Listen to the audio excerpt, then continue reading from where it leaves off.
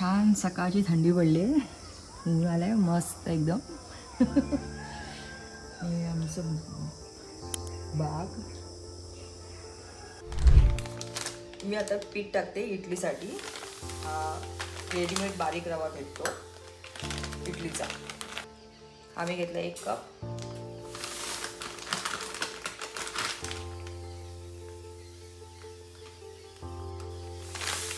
हा 2. उडदाची डाळ अर्धी वाटी. त्यातच आपल्याला मेथी टाकायचे थोडेसे. फर्मेंट व्हायला मदत होते. आमच्या मालवणी भाषेत बोलतात पीठ यायला पाहिजे चांगलं, मग ती चांगली सॉफ्ट इडली होते. ते आता आपण धुवून घेऊया.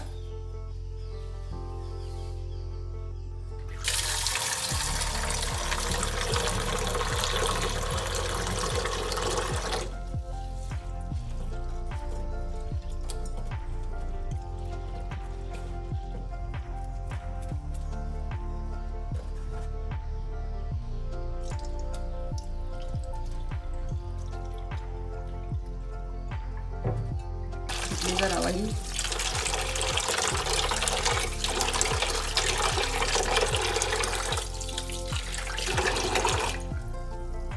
धुवून भिजत ठेवायचं. तर आपले दोन्ही इडलीचे तांदूळ आणि उडदाची डाळ भिजत ठेवले. 5-6 तासासाठी भिजत ठेवायचं. पण जे पीठ रात्री भिजत घातलं होतं त्याला छान फर्मेंट झालंय. छान आपलं पीठ आता आलंय. आता आपण याची इडली बनवायला घेऊया. आता आपण याच्यात टाकणार मीठ.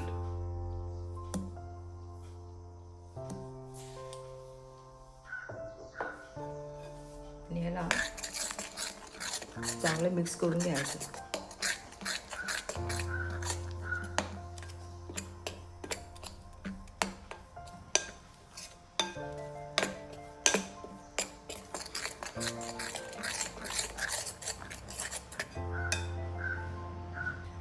आता आपण यात टाकणार 1 ग्लास पाणी. गॅस पेटवणार आणि एक करून इडलीचं भांडं त्यात ठेवत जाणार. आता आपले सगळे इडलीचे भांडी ठेवून झाले. तर हे 10 मिनिटासाठी आपल्याला वाफवून घ्यायचं आहे. 10 मिनिटांनी आपण बघू. आता आपण इडली बरोबर खायला चटणी बनवणार आहोत. तर त्यासाठी आपण घेतलं हिरवी मिरची, आलं, ओलं खोबरं आहे. सुकं खोबरं नाही वापरायचं, चव येत नाही अजिबात. आणि चणे आणि आवडीप्रमाणे मीठ. आता आपण हे सगळं मिक्सरच्या भांड्यात काढून घेऊ. आता आपण सगळं इन्ग्रेडियंट्स मिक्सरच्या भांड्यात काढून घेतल्या. आता आपण ह्याला बारीक वाटून घेऊया. कढीपत्त्याची पानं आहेत, चटणीसाठी वापरायची आपल्याला. कोवळी पानं पण छान खायला, छान टेस्ट येते चटणीला टाकली तर.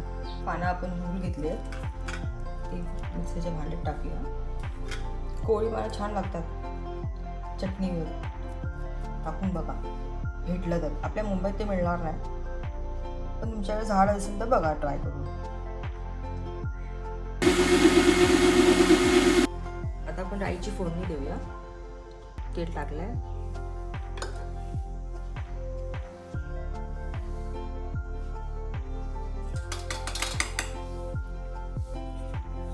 त्यात टाकूया राई.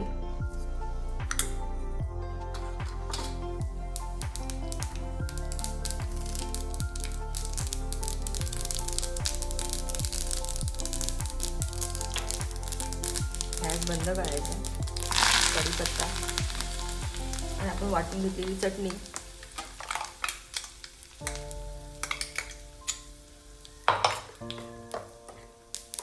आणि त्यात ही फोडणी.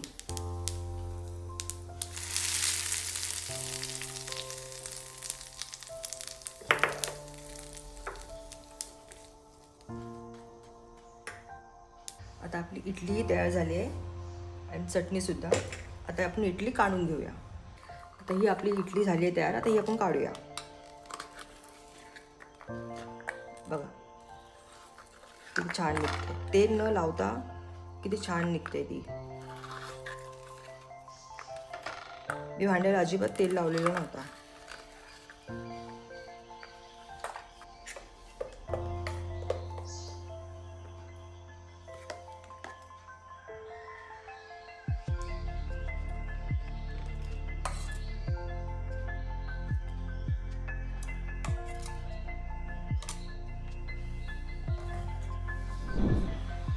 ही झाली आपली इडली आणि चटणी तयार.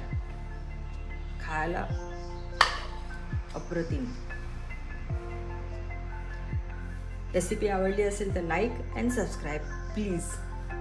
बाय.